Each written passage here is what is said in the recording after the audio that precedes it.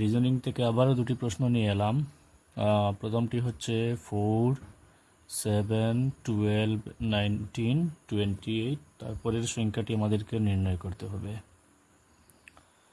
তো প্রথমে আমি সিরিজটি লিখে নিচ্ছি। আবার নিচে 4, 7, 12, 19, 28 এবং পরের সংখ্যাটি নির্ণয় করব।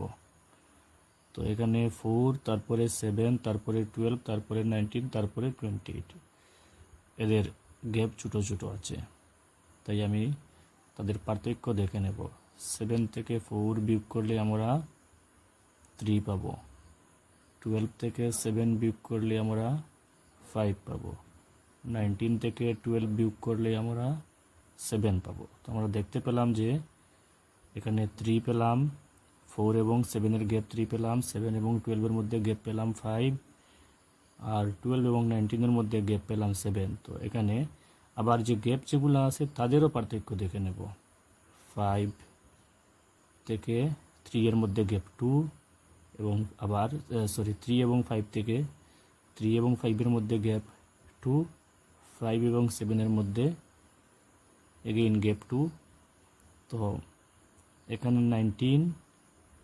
19 থেকে পরবর্তী সংখ্যা যেটা সেটা আসবে আবার এখানে। তো আমরা 2 গ্যাপ পেলাম, তো এখানে আবার 2 প্লাস হবে, 7 + 2 9 হবে, 7 + 2 9 হবে। তো এর পরের যেটি আসবে, তো 4 + 3 7, 7 + 5 12, 12 + 7 19, 19 + 9 28। এখন আমরা আবার এখানে 9-এর পরে আবার 2 গ্যাপ হবে, তো এখানে সংখ্যাটি হবে আমাদের 11। তো আমরা এখন 11-এর সঙ্গে 28-কে যোগ করে নেব। 11-এর সঙ্গে যখন 28-কে যোগ করে নেব তখন নতুন সংখ্যাটি আসবে 8 + 1 9 এবং 2 + 1 3। তো 39 আমরা অপশনে খুঁজে বের করব। 39 আমাদের ফার্স্ট অপশনে আছে। আমাদের ফার্স্ট অপশনটি হবে আমাদের কারেক্ট। এবং পরবর্তী যেটা সেটা আমি আবার পরবর্তীটা নিয়ে আসছি। পরবর্তী সাময়িক সংখ্যাটি হচ্ছে আমাদের 4। পরবর্তী প্রশ্নে আমরা পেলাম 4, তারপরে 5, তারপরে 9, তারপরে 18, তারপরে 34, তারপরে আমাদের এই সেই অজানা সংখ্যাটি যেটা আমাদেরকে বাহির করতে হবে, এবং তারপরে আবার আরেকটি সংখ্যা আছে 94। তো আমি একটি কাজ করব, প্রথমে আমি সিরিজটি আবার লিখে নিব। 4, 5, 9, 18, 34 অজানা সংখ্যা, তারপরে আবার 95। তো এখানে 4, তারপরের সংখ্যাটি 5, তো এটা একটি ছোটো গ্যাপ 4 থেকে 5। তারপর আবার 9, তো 4 থেকে 5 এখানে গ্যাপ আছে 1।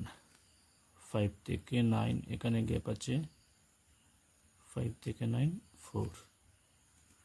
আবার দেখে নেব 9 থেকে 18 9।